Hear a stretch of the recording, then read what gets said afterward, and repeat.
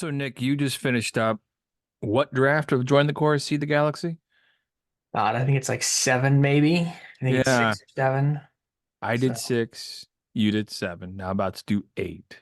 yeah, So you had a good chance to review all of my revisions and ideas and things in 6. What are Mhm. your thoughts? Where are you now? I think we're pretty good. I think we're getting pretty close to the end because I mean, I got to be honest, I kind of blazed through my edit last night and I didn't touch a lot of it.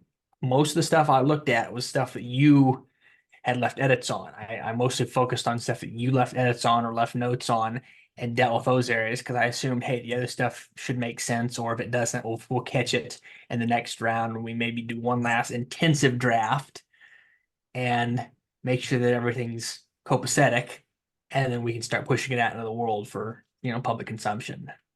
Absolutely. Because I mean, like I said, it's mostly done. Most of the stuff that I'm catching now, or that we're catching now, is stuff like, oh, do the character names match up? Do does are we consolidating characters properly the way we want to, so that we have fewer heads, running around in this story, taking up space or taking up volume, and just make it sort of a more streamlined, uh, efficient story with less fat on it, as you would say. Sure. Sure. Yeah. Um, what was one of the changes that or edits that I had in draft 6 that you found really notable or memorable or one that One really that sti- stuck with you? one that sticks out to me is you have this the way you leave notes, and I find it kind of endearing because instead of leaving a comment like on the side, you'll like leave a thing right in the text, so it's like in pink text. For me, it shows up as pink. I don't know if it's like, I think that the color of what the other person's edits show up as, if it's in suggestion mode on Google Docs, sometimes it can change, but for some reason it shows you up as like, so this like magenta purple. And what you'll do is you'll put something in parentheses that like, which is a note, like something to change, but you aren't going to change it. Like, you're leaving it for me to read the note and then do what needs to be done. The one that stuck out for me this time, there's really only one, I think, of that, like that, of that type, but it was the end of, I want to say, the third story, where they're talking about going on their first big operation, and you told me something along the lines of focusing on them being hungry. And I didn't go too into depth because I didn't want to create a whole nother page. But what I ended up doing was kind of just explaining that, oh, well, supply lines were so fouled up, fucked up during this part of the war, that basically every MSR and space lane between their fob and Mars was, FUBAR, or whatever I ended up saying. So basically they ended up going hungry some days, and that kind of motivated them to be angry. If anything, that's something we want to catch in the next draft, is make sure that it's not just, oh, we went hungry some days and that made us pissed off, you know? I I'm glad you saw that. I'm glad you Yeah. liked it. I've got a few ideas for that in mind. Um, one of them was, which is a story I think I've told on this podcast before, where we were in the field and Mhm. the mobile cook station had burned to the ground.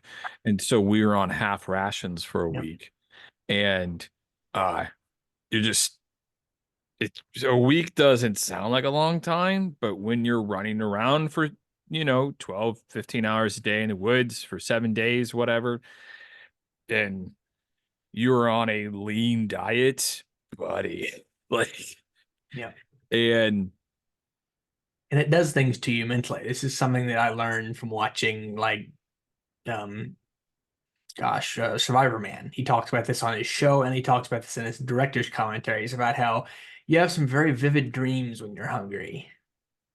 I And you don't have, well, I okay. mean, maybe probably not. You guys probably didn't get hungry enough when you were on half rations, but like, he's talking about like when you're in a survival situation and you're out in the woods and you haven't eaten in like days, you start getting very vivid, like wild dreams, and you start hallucinating when you don't have enough water and food. And it's like, I don't think the guys and if this fob would be like that, but it just kind of makes you think, oh yeah, this does stuff to you. If it does stuff to you when you go several days without food, what happens to you when you go maybe a day without a meal? you got the guys in the ground and they're getting like a meal a day. Yeah.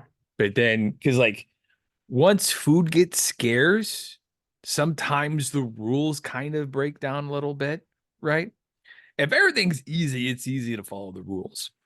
But when food gets kind of scarce, the rules kind of start to break.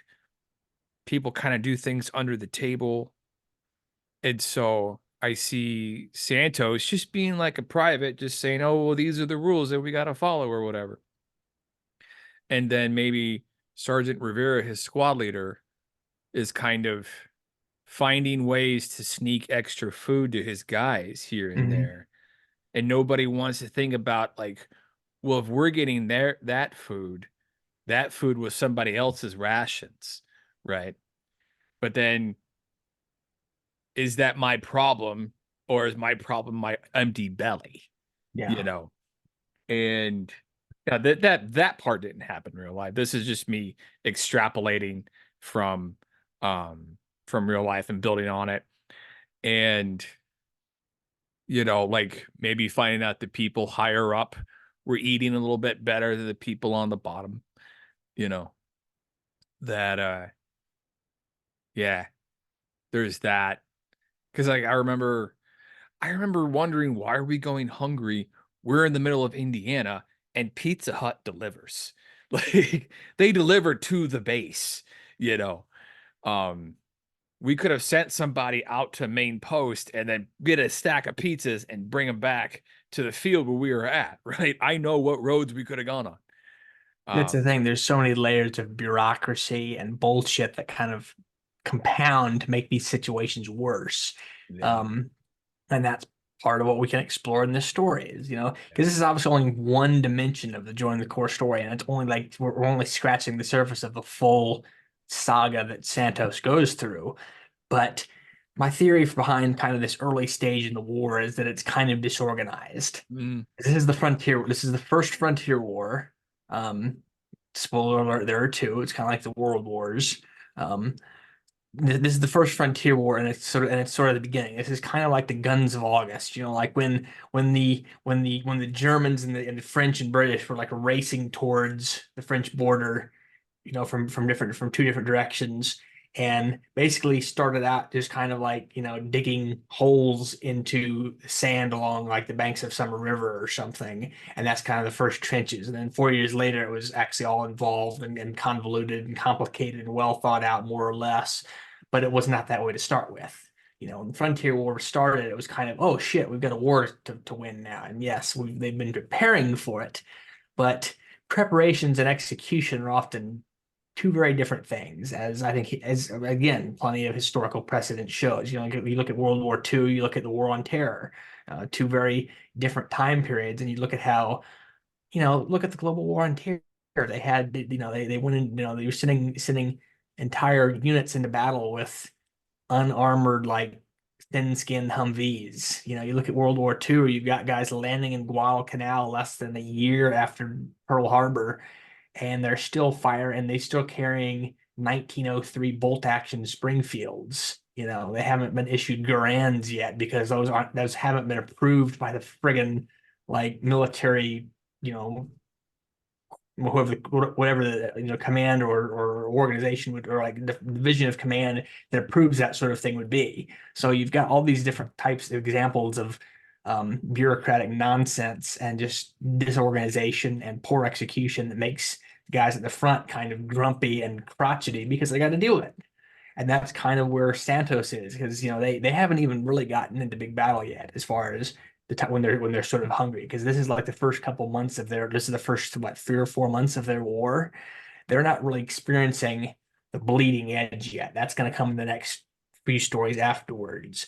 But it's just sort of, if anything, it's foreshadowing. It's showing, oh, this isn't going to be as easy as we might have expected when we were back at our rear echelon garrisons on Mars and such, being told, oh, the war should be over in a year. Don't plan for anything more than that. exactly. And not only does the lack of preparation and planning from higher ups, not only, I mean, it makes people grumpy, but that's because it's dangerous and it gets people killed. Yeah.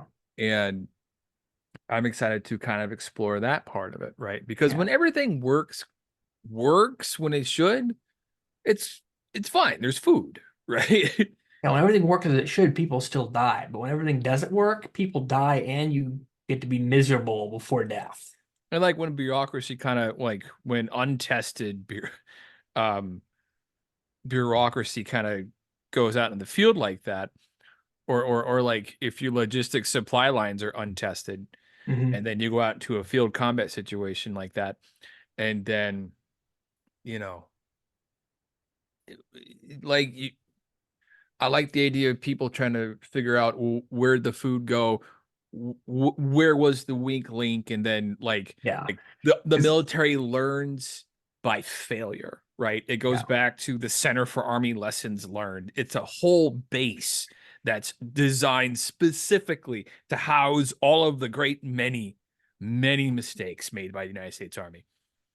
Yep. And that's pretty much what's happening here because, we've got, I think we allude to it in the third story.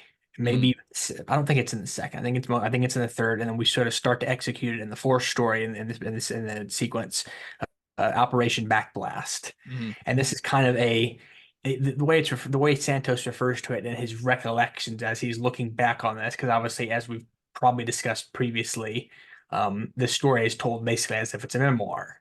Um, but as Santos is reflecting on this, he realizes, oh, looking back, it's clear that they weren't trying to like solve our supply issues just with this one big sweeping operation, but that was kind of a tertiary benefit because what this operation is they're going out to seek and destroy alliance hard like bunkers and operating areas that are harassing their supply lines. Because basically, what the alliance is doing, because the problem here is kind of is kind of multi-layered. The problem that the guys at the bleeding edge, at some forward operating base on Titan from the ICA side are experiencing, is that they're being sent, literally millions of kilometers away from home to fight on some other world that is basically the enemy's backyard. So it's the same problem that any modern expeditionary fighting force would have today. You send the United States Marine Corps to invade some island in Southeast Asia or whatever. Just as an example, let's say World War III happens next week, and we're trying to like invade, Hong Kong. Fuck, I don't know. God forbid. Let's knock on wood here, people. But anyway, Let's start with the, Tehran and work our way up from there. the problem is you're sending your military, as the United States, you're sending your military around the world, whereas they're basically just stepping out off their back porch to defend. Exactly. It's a big difference in perspective and and organization and operational capacity and so on. There's lots of different ways that it's different, and I think the difference of having even the best equipped ICA spacers you could have, putting them on Titan when Titan is, even though Titan is nominally partitioned, it is basically in the Alliance's backyard. The Titan is considered one of the big three worlds of the Alliance. There's Titan, there's Callisto, and there's Ganymede. And um, trying to set up shop on Titan is kind of like trying to set up shop, as you said, like in like central or southern Iran. You might as well be on the moon. Yeah, Again, you it's might kind as of well be in the dark side of Mars. yeah, it's an ironic, that's an ironic analogy because this literally is space warfare, but you might as well be on the dark side of the moon or on Mars, literally. Yeah, it's interesting you talked about how there is a tertiary benefit of getting supplies, Mhm. right? Because I didn't see that in my last draft. Mhm. For me, the only thing I saw was a commander who was kind of, having kind of a General Patton moment where he's getting kind of like, or he sees himself as a General Patton type, right? Yeah, A major with delusions of grandeur and a little bit of psychosis, yeah, and and religious fervor, which is always fun. religious fervor. So you're saying that a part of Operation Backblast was saying, "Hey, we can also just like raid the enemy supplies," Well, not or necessarily. is it we're going to stop them from shooting our supplies?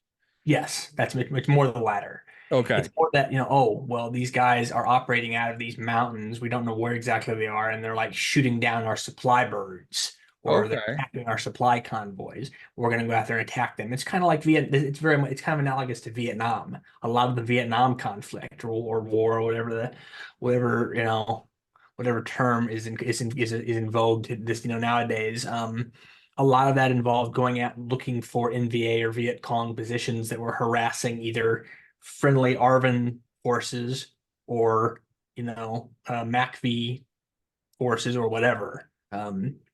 That's really Yeah, good. That's really good. That'll add, I'll work that into draft 8. gotcha.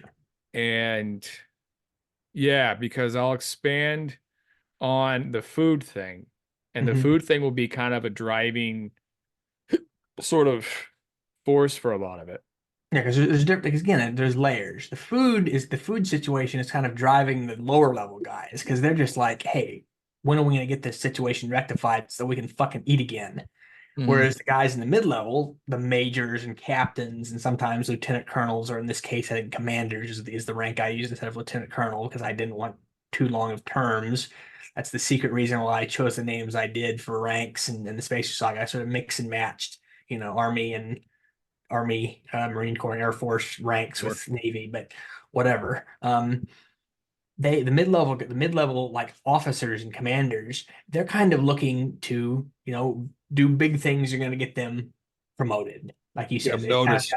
yeah, get them noticed, get them written about in dispatches. The Major Dykstra, the guy who we're referring to, he's kind of he's kind of like Colonel Kilgore if you've ever seen Apocalypse Now. Yes. He sees himself as kind of a hero. He sees himself as kind of an iconic, there's lots of things you could probably use to describe his character, and he would He probably say, loves the smell of napalm in the morning. exactly, literally. That's basically what it is. He smelled it for too long now because he was obviously being a major in 2371. He was obviously a junior officer during the Titan Civil War, and as we talk about right in the text, his whole family has served. He's like lost like what like two or three of his siblings to the service, and his entire family is served. They've got a history of service, and it's just kind of a sickness for him. It's there's it's kind of it's or not maybe not a sickness. It's an addiction because the thing about an addiction is it can feel good, but it can also hurt you Exactly. because because for him it feels invigorating. Well, I mean, it's like they say, war is a drug. Not Yeah. to not to quote not to quote the epigraph from the Hurt Locker on Maine, but war is a drug. This guy is kind of hooked on it. He and his I think we still have him in this current draft. The His master sergeant, Yeah, he's his master sergeant that tops senior the top or senior whatever. NCO. Yeah. Yeah, senior NCO. He's even he's even further down the rabbit hole. He's the one I think you had like diving to like saying cover and then diving to the ground and then getting up laughing, and it's just like, oh, for him it's just a joke. He's just sort of in his own little world basically. He's like 2 or 3 steps away from like just the final snap. Yeah. Like like some people like Like he's not to it, we got to toe a line there because there was a thing yeah, I was looking at just today about how there's a character from one of the Stargate spinoffs, Stargate universe, yeah. who's like a master sergeant or not a master sergeant, sergeant major in the Marine Corps, this character. And someone was commenting on some Stargate fan page about how, oh, this guy would have never made sergeant major in the real Marine Corps with the attitude he had and not paying attention to orders and ignoring orders. He probably would have been kicked out or at least kept as like a private or private first class or whatever. Um, and that's the sort of thing is, this I can't remember the name of the master sergeant that works with Major Dykstra, but he's he's he's kind of gone around the bend mental Yeah. wise, but he's still effective in terms of leadership. So it's kind of a weird balance to strike But because like it's the only thing he can still do is yeah, be a yeah. senior non-commissioned officer in a combat Well, unit. I mean, again, so it just goes to show that sometimes extreme competence in one thing, one aspect Yeah. of life, does not translate well to competence in all other aspects. So maybe like you said, he's really good at being a, master sergeant, but he's not so good at being a well-adjusted human being. Well, I like the because I mean I knew guys that deployed so many times they couldn't pass the psyche eval to Yeah. deploy again. Well, I told you the story from Dispatches of there's a guy who told the reporter who wrote the book Dispatches about the Vietnam experience that he went after like three deployments. Yeah. He deployed a couple times, and he deployed once or twice as like regular infantry, and then he was selected for the LURPS and was out there as Mhm. like like basically wearing black pajamas going out in the jungle looking for Viet Cong to hunt. Um, he would go home from those deployments and he would be so like tensed up with like anxiety over the war that he would sit in his house with a hunting rifle and like watch people through the scope as they walk down the street outside his house. That's weird. Yeah. Weird thing to do. And you take that with a grain of salt because you don't know, oh well, it's just a story that this reporter was told, but I'm sure it happened at some point, or weirder things. Because truth is often stranger than fiction. That's the one lesson life teaches us. I mean, it's weird, but I absolutely believe it. And with the master sergeant and join the corps, I see him as a guy that, maybe isn't like a few steps away from the final snap. Maybe he's just a guy that probably should not have passed the psyche eval to deploy again, but he's together enough to be able to fake it. Yeah. Because also you kind of learn how to lie to the Hmm. psyche valve. Like we were taught specifically how to lie, man. Like I remember we get back from Iraq and like they said it was some sort of like benign question. It was like, hey, do you ever feel like, sad? Or maybe are you like worthless? Or, you ever feel like you're not good enough or whatever? And everybody who answered all those questions and every variation of that question, which was that our lives are nothing but happiness and kittens and fucking rainbows, we were in and out in 15 minutes. Anybody whose life was less than happiness, kittens, and fucking rainbows was there for 8.5 hours going through detailed psychological evaluations. At our first Nobody sergeant, wants that. nobody wants that. At our first, and that was probably 25% of the company were truthful, right? And the rest of us were like, why would I be honest? That's crazy. Now, to be fair, you should always be honest, but 23-year-old me post deployment just wanted to go to the bar, right? I wasn't super interested in like my overall well being. There's Um, it's the divide between what is right and what is easy. exactly. Sometimes you choose what is easy because it's easy. Exactly. And I remember my first sergeant saying, he was actually kind of like advocating, like, he's like, listen, I know what you guys all did. I know everybody just lied, right? I get it. However, first sergeant talking to himself about himself goes to get checked out at least once a year. Because if he doesn't, in 5 years, you'll see first sergeant in the post office with the shotgun talking about don't nobody move, nobody get hurt. And I'm like, oh shit. So that was my first sergeant's mental health speech. Yeah, that's really good. It's like the line from Futurama where Leela says, I prefer to let my unspoken problems fester until they become a mental illness." Kind of, yeah. And I like I was at the dentist the other day and the dentist was like, "Hey, so does your tooth keep you up at night?" I'm like, "No, that's just the depression and Yep. overwhelming sense of sadness."